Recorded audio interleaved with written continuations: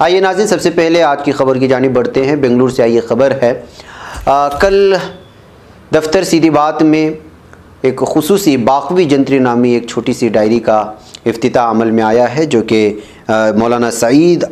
बाक़वी साहब के जो है ज़ेर निगरानी, जो कि तैयबा ट्रस्ट भी इनके ज़ेर निगरानी चलता है, उसके ज़ेर एहतिमाम ये कैलेंडर और बाक़वी जंतरी लाई गई। इसमें मकामी सतह पर कर्नाटक और बिलखुसूस बेंगलुरु के अहम शख्सियात को इस जंतरी में लेने की कोशिशें हुई हैं और अमीर शरीयत